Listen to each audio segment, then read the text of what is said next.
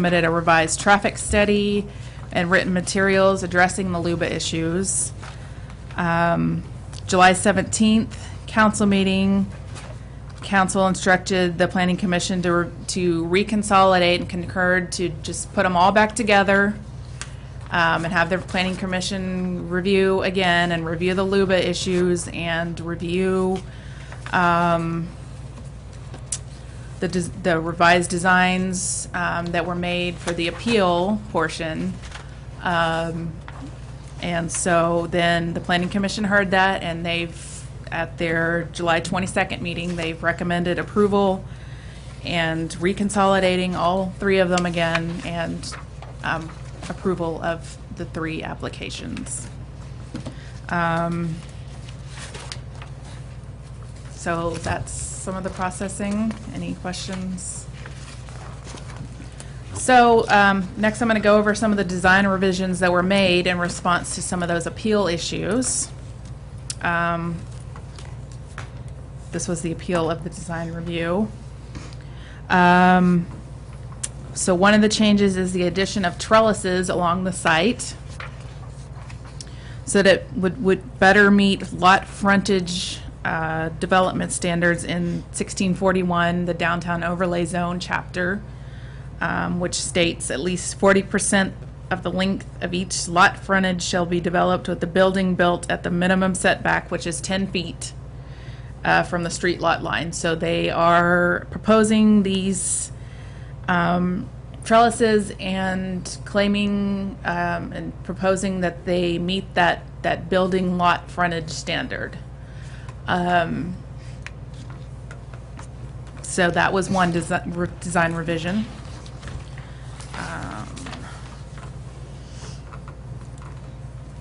And next, the driveway that's along Second, which is down here on this site plan, that was shifted west by 12 feet. This one from the original, it was shifted over to the west to give more room for trucks exiting the property. It had to do with reconfiguring, and there is also a 3-foot extension a buffer to buffer the trellis from trucks and cars. So that was just a reconfiguration to help trucks come in and exit down over here. So that was reconfigured slightly. And the landscape plan was modified slightly to include vines for the trellises, and some of the tree and shrub species were changed. And finally, the proposed signage was changed to better meet the sign code. And there also when we're reviewing this application, we're basing it off of the code that we had over a year ago, because the code that was in effect at the time of application is the one that applies to the one we review it by. There was a technicality in the code that implied that they had a monument sign proposed in the first go-round, and we had a technicality in the code that's since been corrected, but it implied that a monument sign wasn't allowed. So they've proposed this pole sign instead, and they've gotten rid of most of their what we're calling wall signs along the canopy, and just have this pole sign instead. So that was another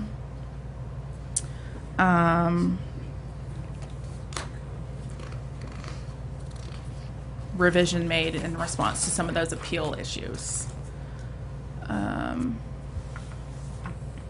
So if you go to page, I'm going to go over our response to some of the issues that were raised for the appeal. In page 30 and 31 in your packet, it's based off that memo, which was back in April, I believe now, when we originally came to you guys with just the appeal. So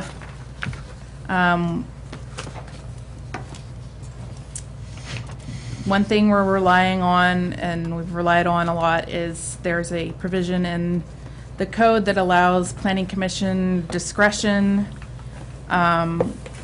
to review alternative methods or materials to meet the site and design review standards of the overlay zone chapter. So they were pretty flexible in their review of some of those design standards from that chapter. So that's one response to an appeal issue.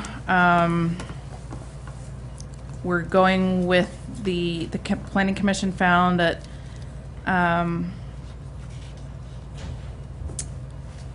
the proposed fuel canopy is not a building, making many of those overlay zone standards inapplicable. Commission found that the traffic study, the original and the revised traffic study, properly prepared with reasonable methodology, and city transportation engineer and ODOT representatives have concurred that it's adequate. City traffic engineer recommended a condition of potential future restriction of this driveway to write in, write out if crash data, ODOT crash data, and any potential future conflicts with a pedestrian crossing in this area, to have the leeway to make this write in, write out only in the future at some time. So making the applicant aware that that driveway might not always be full service, future restriction. If conflicts and problems come up, then then ODOT and the city could say, hey, you need to make this write in, write out only. So we're making, that is a mitigation recommendation, condition of approval to address some of the pedestrian, potential pedestrian crossing issues in the future. Angie, can I stop you there? Sure. And on that one, the threshold for meeting that would be what? We didn't, it's very open-ended. I think it just says ODOT monitoring. That's how the condition reads. So it would be ODOT's thresholds. Or the actual installation of the crosswalk. Yeah. And ODOT has to approve that. But my understanding is if the crosswalk was installed, that driveway would not. Yeah. Or if a median is installed in the road, then it would be impossible to make Got it. left-hand turns. Okay, thanks. I have Go a ahead. question for you. If, let's say that in the future it's write in, write out only, what would stop someone from driving into the dry cleaners parking area and turning left out of there? Because if you'd have the problem in one area, you'd very likely have it the same risk in the other. So, People can be unpredictable. Only that it's illegal. Not everybody drives like you. we're not going to do it. And so there was also in the appeal application a request to submit all construction-ready plans from utility agencies. We just find that that's impractical to do at the Planning Commission stage. Final public works agency requirements are usually done at the building permit stage. So that's our response to that. And we are contending that there is this fixed goalpost rule through the state ORS state statute that has to do with consolidating the application. So that would state that that would require the site and design review to be reviewed under core commercial standards instead of the outer highway zone standards, because that it has to do with what codes were in place at the time. So the application was applied for at X time, so X codes apply to that review at the time. But since they were all consolidated and it did require a text amendment zone change application,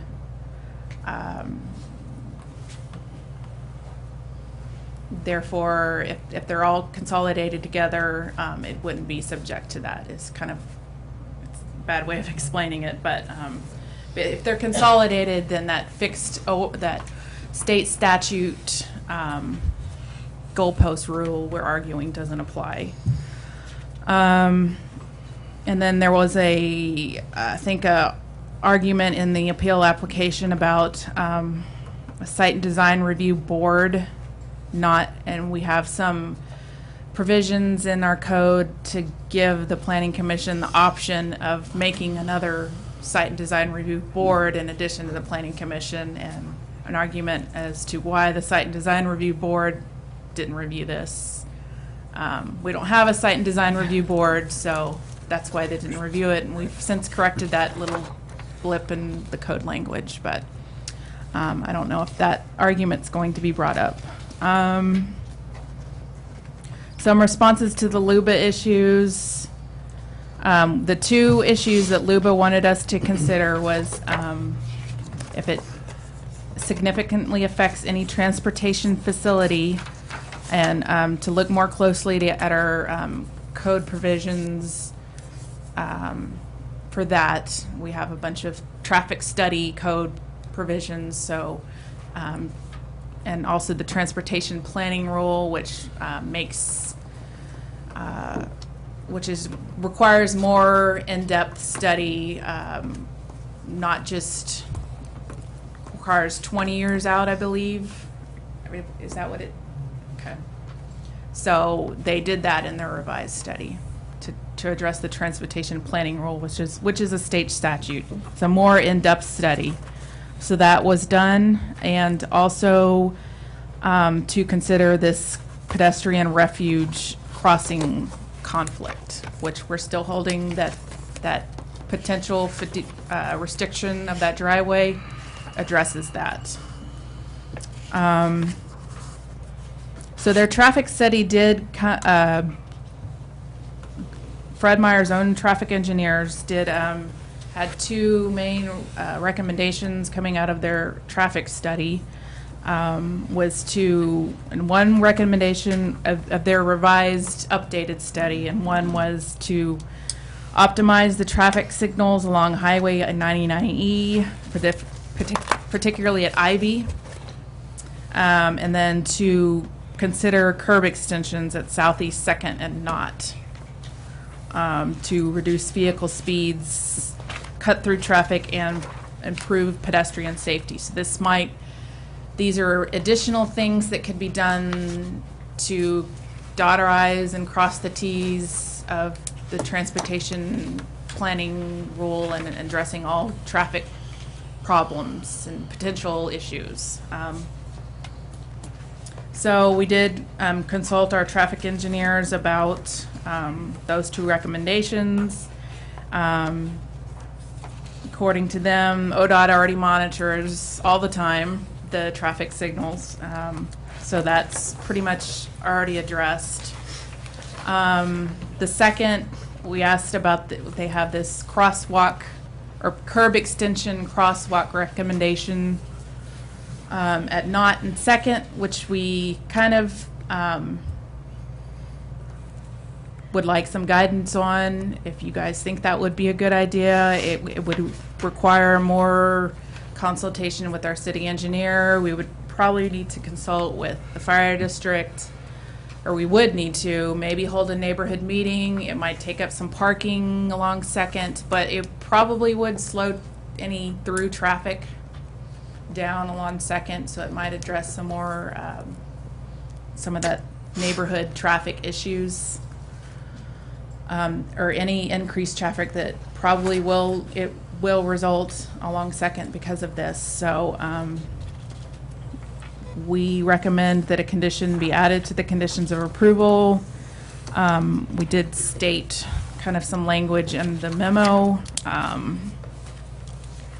of, if we, after consulting with our city engineer and neighborhood and applicable agencies such as the fire district and surrounding property owners, to have the applicant responsible for the design and construction of those curb extensions, which their traffic study recommended. So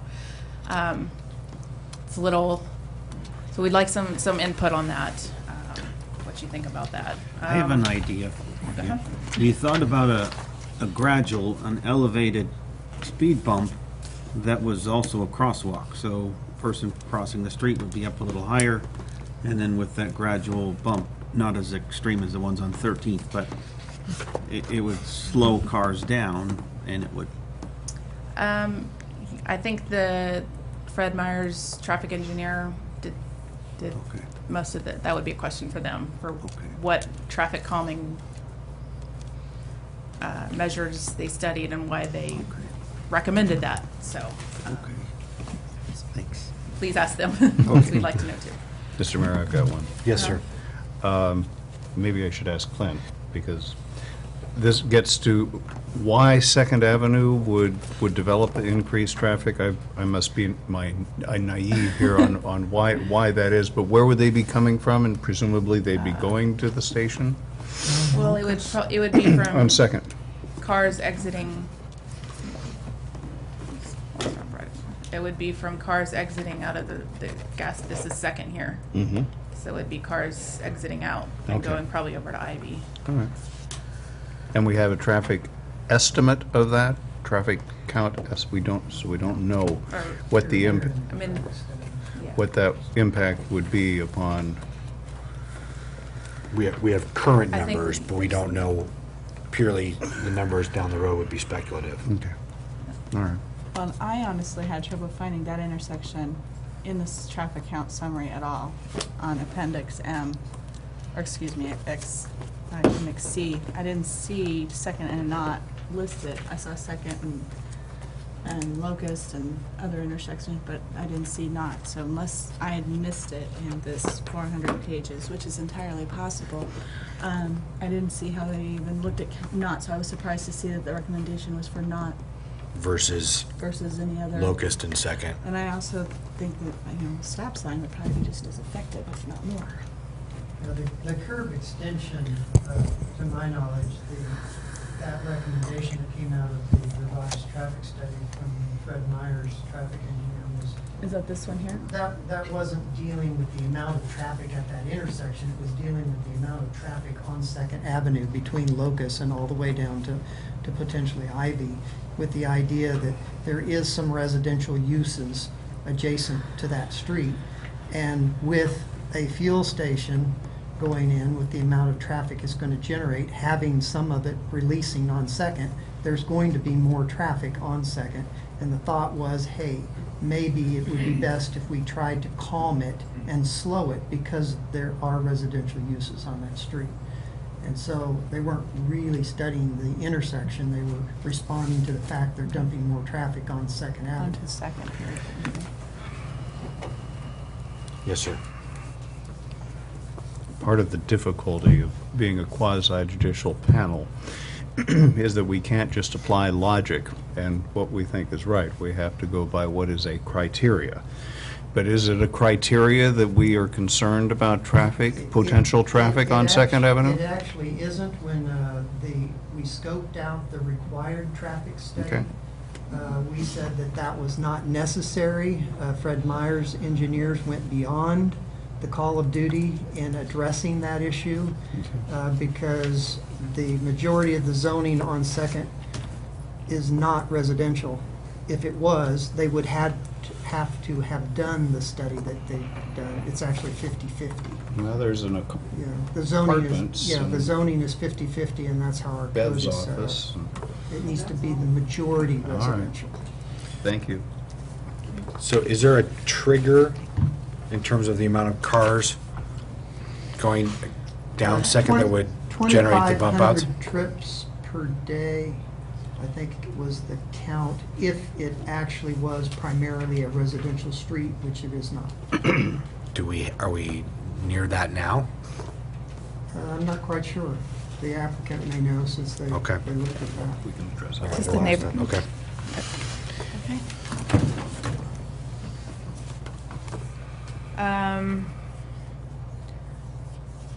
So now I think I'm gonna go over, if there's not any other questions, we're gonna go over the proposed conditions of approval.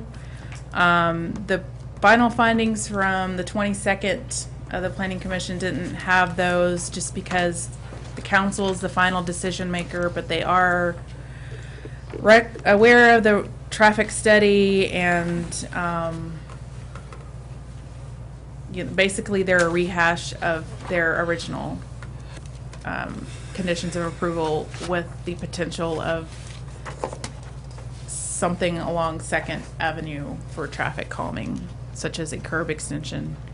That's completely up to the council whether they wanted to add some sort of language, proposed condition for that. So if you go to page 100, I was doing this, which should have been maybe in the memo, the most recent one, but we're just gonna go to page 100.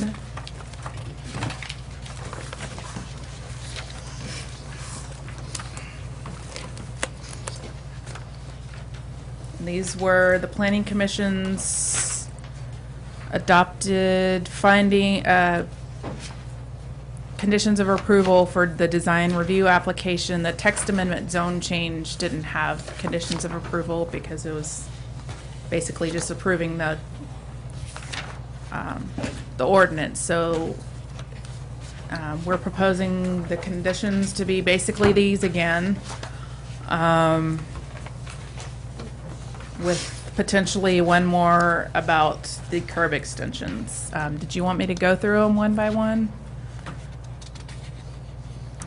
That's up to the, No, I think we've all read the packet, so. Okay. So with that, I'll entertain any questions, or we can. And you just want to go back to the, under a first tab regarding the Second Avenue, the bump outs and those kinds of things. The last, underneath, just before we talk about options on page 22, it says installation shall not be required if the proposed design is not approved by the city in a timely manner in association with the construction of the fuel facility. What is a timely manner? I agree, that is some very wishy-washy language, so. Partly what that's getting at is the idea that we wanted Fred Meyer to be responsible for it. And so we utilized the idea that it would be prior to occupancy of their, or operation of their fuel facility. So that, in the nutshell, that would be a timely manner so that they could get it constructed before they planned occupancy.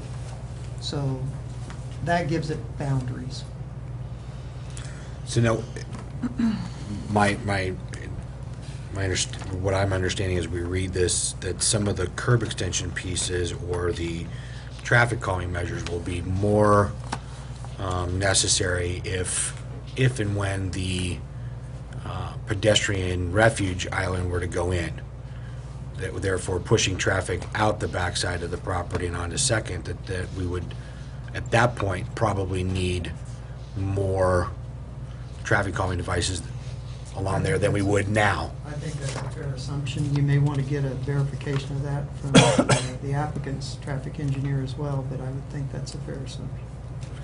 And then regarding the refuge piece, that it seemed to be that it was, going back to the TSP when we adopted that was a cornucopia of ideas of things that we may or may not want to do or versus shall do. And what we seem to have had this come up is because this was in there that it may be something that a council at some point decides to do, not that we are going to do it. The language is between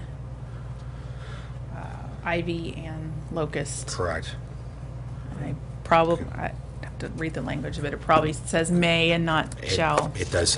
It does say may, and not shall. So I just wanted to just reemphasize that some of this traffic calming measures may not be necessary right now. So would it be possible then to get an initial car count and then reassess that the need for this down the road as a decision for the city to make, and then come back to Fred Meyer and say, we've hit this threshold, we feel that there's a safety issue and you need to mitigate that for us.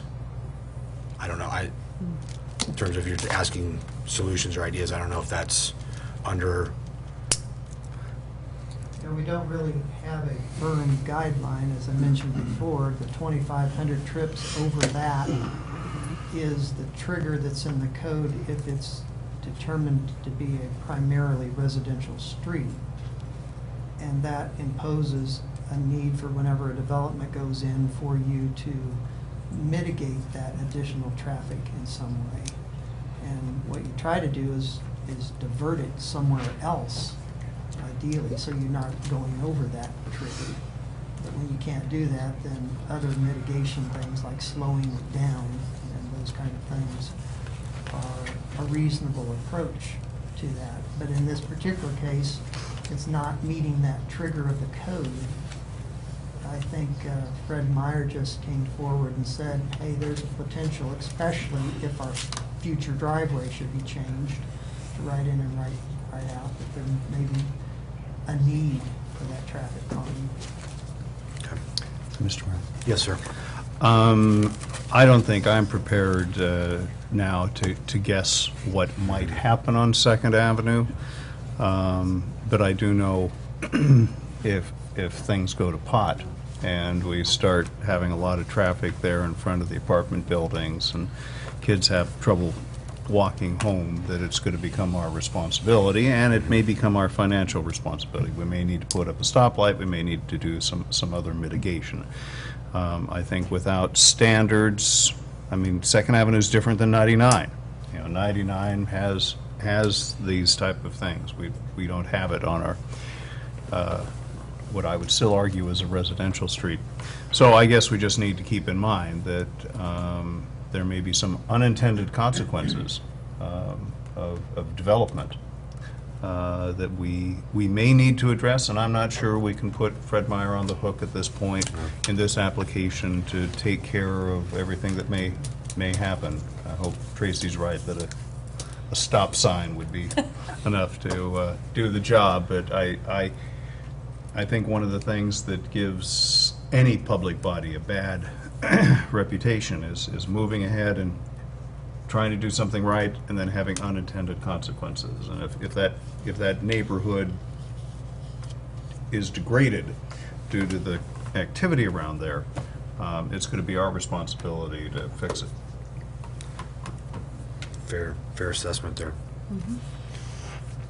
Any other questions for staff at this point? And we can certainly hop back up and, or do you think, I guess we can We don't expect you to leave. stay here then. All right. Well, now that we've done that, we will open up the public hearing for testimony, and we will hear from the applicants. Thank you, Scouts. I'm hurt. I think they're so confident in your presentation. So you will have 20 minutes. Council President Dale will give you a 5-minute warning at 15. Okay, good evening. My name's Steve Abel. I'm a lawyer with representing the applicant. I'm with the Stoll Reeves office in Portland. With me tonight are Jim Coombs with Fred Meyer, Lee Layton of Westlake Consultants, who's the planner on this project, Jake Tate with Great Basin Engineering, who did design work and engineering on the project, and Brent Aaron of McKinsey, the transportation engineer. And they'll all speak, so I'll be very quick, I think, in my initial presentation. I appreciate Angie's recap of the procedural posture. It is a little complex, but I want to say that we're kind of come home here a little bit, in that through all of the processes that we've been in, the Planning Commission has forwarded to you its recommendation for the underlying text and map amendment, and has brought to you its approval of the design review package, and all of those are in front of you today. While processing took place in kind of a bifurcated way That doesn't mean that the applications weren't consolidated. They've always been consolidated. And now, in fact, I'm actually happy that you get to review the whole package at once. I think that's appropriate for the city council to be doing. So that's what's before you tonight. It's actually the whole package. And you've seen, so far you've already seen that text amendment. And that, actually, that part went up to the Land Use Board of Appeals. So I'll say a couple of words about that before I conclude. The state statute says when you've got those consolidated applications, you look at the criteria of those particular proposals, meaning the design review based on the map amendment that changes the zone from CC, the overlay zone, from core commercial to OHC, outer highway commercial. So that's what the criteria that faces you today. Is first that text amendment criteria, and then the design review, site design review based on the OHC criteria. And as I said, there are two issues at Luba, and I think they're pretty quickly disposed of by this council, if you feel so inclined. The first one was the question of, because you are changing from CC to OHC, have you done enough analysis to demonstrate that all of the possible uses, or at least the possible reasonable uses that are available on the OHC site as you make that change don't cause a significant impact to the transportation system? So our transportation engineer, along with the planners, went back and said, okay, what are the possibilities on the OHC site if it's not this gas station? What would it be if it's not this facility? What could it be? And what we discovered in that analysis is because the amount of density allowed in the CC zone, meaning the floor plate, along with the heights that are allowed, that in the CC zone, just the box itself that could be developed is larger than the box that could be developed in the OHC, which then drives very, very quickly and easily to the number of trips that could be generated in the CC overlay versus the OHC, because the same base zone is there, meaning the same allowed uses. And you find out that, in fact, it goes the direction that we thought it went, which is the amount of trips that would be generated in OHC is less than the number of trips that are in the CC. And so that's what Luba first wanted us to examine, and I think that, and I think Brent will say a few words about that. Secondarily, Luba said, take another look at that crosswalk and City Council and understand what that says. And I appreciate the council president's comment about the questionable requirement of that crosswalk in that particular location at Locust. We read it too as a future discretionary, maybe idea, maybe someday it'll happen, we don't know. But instead of kind of battling that battle, which in fact you could make a finding to say we don't think that's an applicable requirement, we instead did it a different way. We said, okay, let's assume that it was a requirement. Does that, when we do our transportation analysis, is the transportation system adequate to support the proposed facility if the right-in, right-out we're restricted right-in, right-out, or that access is closed entirely? And our transportation consultant and engineer said, yes, the transportation system works adequately, even if the crosswalk is in, even if you went to right-in, right-out only, and even if you close that. So we think that answers the question that Luba posed. Although, of course, you could say, and I think you might want to double this up, because if you think that that's an aspirational requirement, which we think it is, and not a mandatory requirement, you'd make that finding, but you'd go on and you'd say that in our belief, the transportation impact analysis demonstrates that the right-in, right-out, or the no access at 99, therefore the crosswalk going in, has no impact on the system. So with that, I'll conclude, and I'll probably come back and say a few more words. But I want to make sure my design folks and the transportation people get a chance to talk to you. But those were the issues I wanted to talk a little bit about. So I appreciate your time. Thank you. Okay.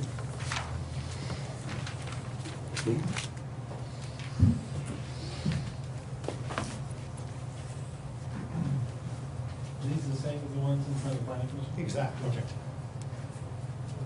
These are the two separate ones. You can just access the site.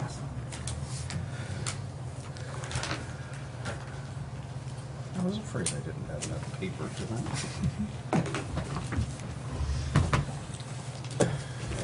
All right. Good evening, Mr. Mayor, members of the City Council. I'm Lee Layton from Westlake Consultants, for the record. And from the questions you've been asking, I gather that there's much interest in traffic. So I'm going to try to touch very, very quickly on the design aspects of this application and move through that. Also, the civil engineer on the project, Jake Tate, is here. So if you have any questions about those design issues, please bring them up. But otherwise, we'll move quickly into the traffic and transportation issues so Brent can talk about those. So this is a copy of the slideshow that we had for the Planning Commission. We had the remand and the site design review on the agenda. An overview slide locating the site in the downtown Canby framework diagram. We've been over this before, and then here's an aerial photo with a call out to the location of the property you can see on the right side of the frame. This is an assemblage, if you will, a composition of photographs standing near the Welcome to Canby sign, the Garden City. And then if I essentially zoom in on the right-hand side of that image, you can see our site is over there to the left in the foreground, just in front of that yellow building. And then you can see cars that are parked or turning down Locust Street on the left side there. So this is the sort of perspective of people who are coming into town at this location, and the speed is just graduating down from 45 miles per hour to 35 miles per hour at this location. You can see the sign. We're not yet in the intensive pedestrian district where it's down to 25. So our site plan is based on introducing a concept, and I'll just advance to the colorized next slide, of having an arbor, essentially a wall that is in the form of a garden arbor. It accomplishes many of the things that your design standards for the core area are seeking to do, which is to create a good building and relationship to the street that pedestrians walk by. It's also partly transparent. So as we'll see in an elevation, we're going to use dense plantings of vines and stuff near the ground on the lower part, and then to have an open portion as well as a top rail that will basically be like walking by a building and analogous to fenestration with glass that you could see through and so forth. And if you look at the, it's outlined in yellow. There we go. Outlined in yellow is where this arbor structure would be located. Now it is placed precisely to comply with the setback requirements for buildings in your code, which is they have to be at the minimum setback of 10 feet in the outer highway commercial for at least 40 feet of the street frontage. And this site is peculiar to because it has 3 street frontages.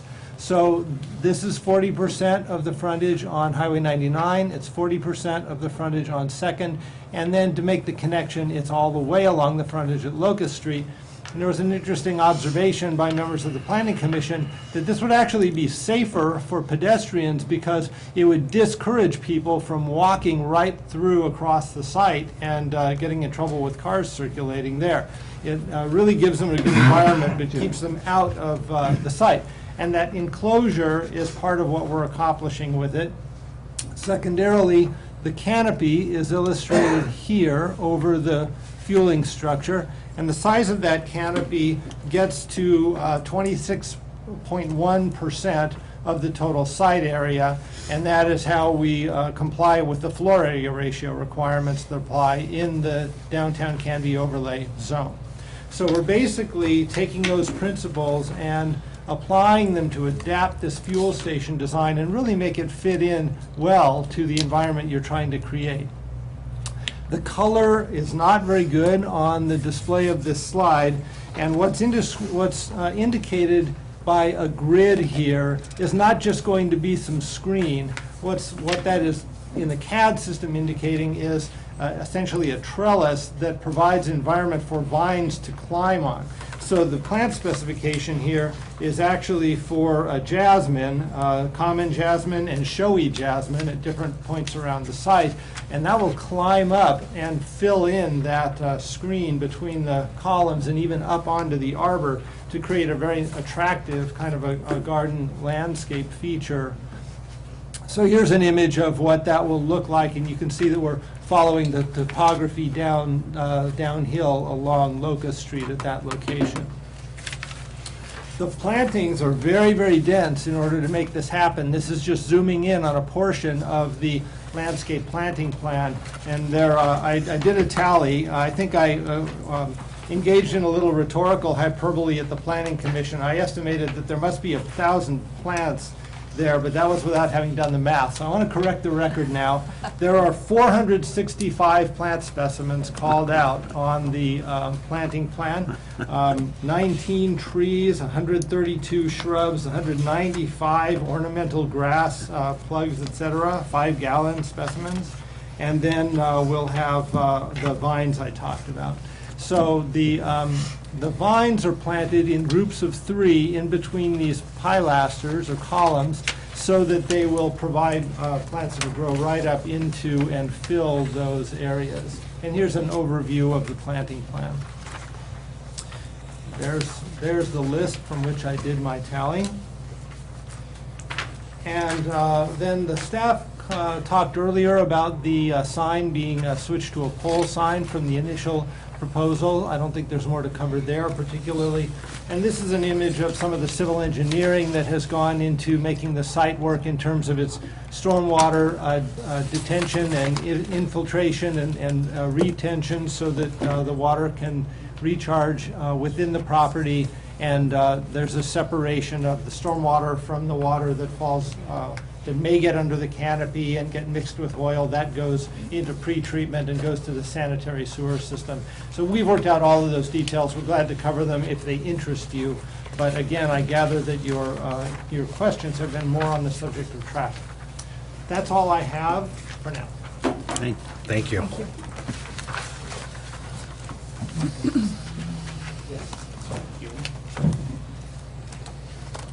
Good evening, Mayor and Council. My name is Brent Arendt. I'm a traffic engineer with McKinsey. I know we're getting close on the time, so I'll try to be quick, and I'll also try to answer most of your questions. If I miss anything, I'm happy to answer them at the end of the presentation. So this is the same slideshow that was presented to the Planning Commission. And Steve, just a space bar. thank you. So, as was mentioned earlier, there were some changes made to the transportation analysis. It included revising the trip generation. The opponents had some concerns about what we termed the shared trips, or the trips traveling between the Fred Meyer store and the fuel site. So we've treated them all as just primary trips. Again, that was one of the opponents' concerns. We added in some intersections that they said that maybe we should have looked at, even though they weren't required by the city. We added some intersections in. We addressed the Highway 99 potential pedestrian crossing location. And as was discussed earlier, we went ahead and prepared the neighborhood through trip study, even though staff didn't require it. The opponents said, well, we think it's required, so we went ahead and we did it. And that's where that pedestrian crossing, the curb extensions on Second came from. These are the intersections. Primarily, it was the Ivy intersections that were added in the revised study. This is a list of all the all the driveways that were addressed in the access management plan for ODOT. We looked at 3 access scenarios: the full access scenario, which was approved by ODOT, a right-in, right-out, which is a potential in the future, and a no access scenario, just as a worst case. Under the full access, again, it was approved by ODOT. It closes that existing driveway that's kind of on the property line shared by the Cleaners and the Domino's site, and we've actually moved it onto this parcel. We'll provide them an access easement so they can get in. And I'll move on. This is a right-in, right-out. Okay, thanks. Again, all intersections are at level service D or better, meet the mobility standards. And then on Second, I think you guys had a question about the existing volumes out there. And remember, the threshold is 1,200 for a residential street. Once you exceed that, you need to do the neighborhood through trip study. Right now, the volumes are almost 2,200 trips, and this is over by Ivy. So with this full access scenario, that would increase to 2536. 5 minutes. 5 minutes. Okay, thank you. Under the right-in, right-out, it was mentioned this could come about either by installation of a median by ODOT, installation of a pedestrian crossing at Locust, or if ODOT determined that there were safety concerns with the operation of a full movement access, they have the ability to come in and close this. It's pretty unlikely that they do that, however. So in that case, left turns would reroute to Ivy and Locust Streets for access to 99. The opponents have mentioned, well, there's not and I think one other street in between. And yes, some trips could go to those, but Locust is certainly the most convenient, being the closest to the fuel facility. And then obviously there's a signal at Ivy. And if you're traveling to points south and west, it's going to be more convenient to go to the signal than trying to turn left. Once you're already on Second, it makes sense just to go on an Ivy. Again, all intersections operate at mobility standards, and here the volume on Second would go up about 200 vehicles per day would be the increase. And again, you can see where it is, what the volume is at the highest segment today. Under a no access scenario, it's a possibility but highly unlikely. All traffic would most likely use Ivy and Locust Streets to get to and from the site and Highway 99. Again, everything operates at level service D or better, meeting the mobility standards. And then the volume goes up to about 2,900 at the highest location on Second. And actually that would be by Locust, where currently the highest volume is over by Ivy today. Again, as I mentioned, remove the shared trips under trip generation. We revised the trip distribution where 70% of them are primary and 30% are pass-by, and that was basically comments from the opposition. We wanted to address those, look at kind of a worst-case scenario. This kind of shows information on the pass-by percentages, which are based on the existing volume of traffic traveling on the highway. The added intersections are in blue, so Ivy and then down at Pine as well. And again, everything operates at level service D or better. Again, if a pedestrian crossing is installed at Locust, it would likely limit this driveway to right in, right out. And we've already mentioned everything would be at level service D or better. The neighborhood through trip study. So as staff mentioned, they didn't require it. We didn't think it was required. In fact, Second used to be classified as a collector road, I believe, and it was reduced to a local street with the last transportation system plan update. But we went ahead and we prepared a through trip study. And that's where the recommendation for this crossing came in. Now certainly it would be needed most with the no access scenario. That would have the highest volumes. And I'll speak to this a little bit more in a second. Again, we looked at all three scenarios. Operation is acceptable levels. The recommendations for the signal timing in this extension. So what this does is it helps to reduce the travel speeds, discourages some cut-through traffic, and it improves pedestrian safety by shortening those distances. The other thing it does is the pedestrians now are not stopped behind parked cars. They're actually up with the parked cars waiting to cross, so it's easier to see them. And then on the significant effect, this was one of the LUBA remands. This is kind of covered before by Mr. Abel. But I want to show you this table here. This was in our letter, I think it was of July 9th. And this just shows that here are the different uses, and in all cases except for the fuel facility, the CC overlay has the existing CC overlay has a higher number of trips, because it's only the setbacks that change a little bit for a fuel facility between the two. You really can't get any more pumps in there. So, Mr. Mayor, I gotta object. This is new evidence that he's testifying to right now. I apologize, but I have to preserve that argument. It's not new evidence, it's been in the record. You gotta point to where, because that's not in the record. They never evaluated fuel facilities anywhere in the record. As I mentioned, it's in our July 9th letter. This exact table is in that letter. Just so my objection is clear, I'm talking about the new evidence about the ability to get more fuel facilities in different zones. That's the part that was never introduced into the record before the planning commission. I apologize for but I have to preserve that. Nope, that's, Okay. I guess we'll have, Joe, is that something that we didn't just have to ignore at this point? Well, he preserves the argument for appeal, and it doesn't, if he wants to make that, if there's actually going to be an appeal and he wants to make that argument at appeal, then that's up to him. Okay, and he can base it off of Yeah. that right there? Correct. If you choose to? Okay. Okay, again, the point is, the proposed OHC overlay doesn't generate any more trips than the existing CC overlay. And really, that's the first thing you look at when you prepare a TPR analysis. Does this proposed text amendment or zone change result in a higher number of trips potential from this site? And as we show here, the answer is no, it doesn't.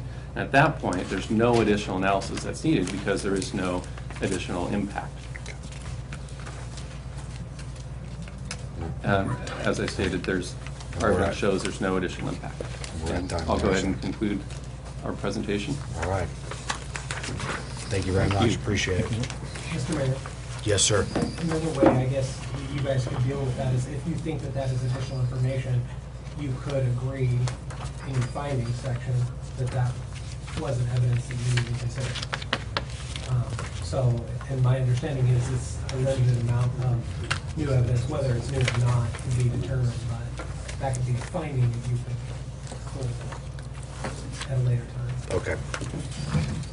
I think we're out of time, so I'm not going to say anything further, but if you have any questions, we'd be happy to answer those at this time. Any questions of the applicant at this point?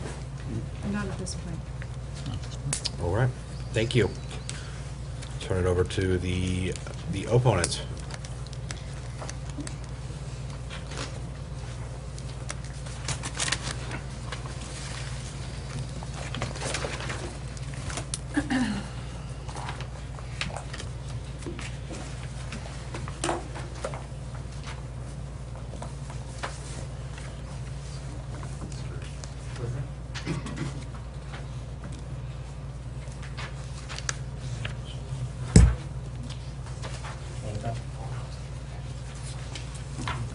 Is this new? No, I can address that in my comments.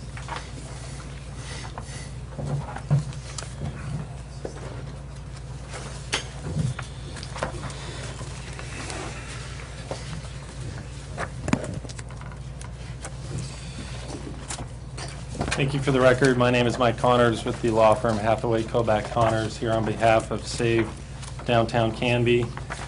I've just submitted into the record a letter dated September 4th. It does not contain new evidence. It is in essence a summary of our arguments, and to 95% of it is all issues that were previously raised in our written submissions and at the hearing. The only new additional material had to do with the procedures, which until I arrived tonight, I wasn't sure what procedures were going to be used for purposes of this hearing.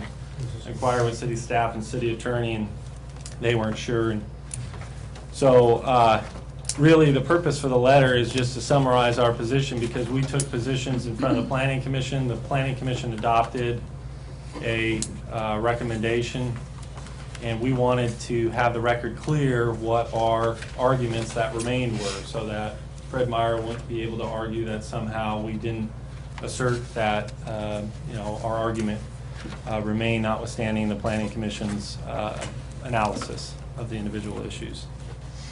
So these contested cases tend to create kind of dynamic or tendency to view sort of sides. You look at it, do I support this project or not? And then depending on how you feel, there's a tendency to want to sort of gravitate towards one side and believe whatever side you tend towards. And what we're asking, because we understand that previously you approved the text amendment zone change, we understand that there's some support at the city for this particular proposal. But we ask you not to get caught in that lens of just sort of picking sides and reviewing it through that perspective. Because even if you support this project and want this project to go forward, you got to make sure that it's done right. And hopefully you can appreciate that at least the record has demonstrated that the issues that we've raised have been legitimate issues, and they're significant issues. During the amendment proceeding, we raised the issue that the applicant hadn't done a sufficient TPR analysis because they hadn't really looked at what are the differences between the two overlay zones. The applicant hadn't adequately analyzed pedestrian crosswalk, and LUBA in his decision agreed and sent it back. Those were issues that they affirmed, positions that we took, arguments that we raised that LUBA affirmed were in fact missing from the application. Fred Meyer asked that this site design review be remanded back to the Planning Commission because they have revised plans. Why did they do that? Because they realized the issues we raised on appeal were legitimate issues. And for the first time, they acknowledged that although certain design review standards they continue to argue are discretionary, there are development standards that are mandatory, and sign standards that they didn't comply with. And so they made an attempt to try and comply with those, as your staff said, to better comply with the criteria, not necessarily outright comply, but better comply. And so what we've been trying to do throughout this whole process is say, even if you want to approve this, you got to make sure that they do this right. Because the significance of the traffic issue, the TPR issue, which I'll get to in a second, is not just a matter of whether you approve this or not. It's a matter of ensuring that Fred Meyer is responsible for any improvements that are required for intersections that are significantly affected. Your TSP has projected that Pine and Highway 99 and Ivy and Highway 99 are going to fail in the future. So any additional traffic that is introduced, potentially introduced to the system under the TPR, is going to trigger the need for some kind of an improvement to deal with those failing intersections, because the TPR says you can't further degrade a failing intersection. The TSP also notes the fact that the city doesn't have any funds available to make these improvements. So now you have an applicant that's coming forward, and if the TPR analysis requires them to make the improvements, you've got at least a partial funding source. I don't think that you can simply look the other way if that's what they're required to do, because not only are they legally required to do that, but as a city council, I think you need to make sure that an applicant that is legally obligated to make certain mitigation measures, provide funding that the city's own policy documents say is lacking, you need to make sure that they're held accountable. And on the design issues, you need to make sure that the downtown Canby overlay that you adopted as the vision for the downtown area is complied with. So the vision that this council adopted as part of that overlay is carried forward on this project. This is one of the very first or initial projects that are being reviewed under those criteria, and it's going to set precedent. So, what are some of the issues that we continue to see on both the amendment application and the site design review application? On the amendment application, as you heard, LUBA remanded it back because they concluded that the applicant had failed to adequately address the transportation planning rule. Transportation planning rule basically says if you're going to change a zone, you need to look at what is the most intense use, not what's proposed, but what's the most intense use that could conceivably be developed on the property. Compare that under both zones and determine, is it going to lead to an increase, decrease, or is it going to be the same? What Fred Meyer had argued before is, hey, it's just the overlay, the same uses are allowed, so because of that, there's going to be no change. And as we demonstrated at Luba, that's not true because the difference between the overlay zones, they have different design and development standards. So it's not just what use could be put out there, but what you could actually develop under those standards and meet those standards.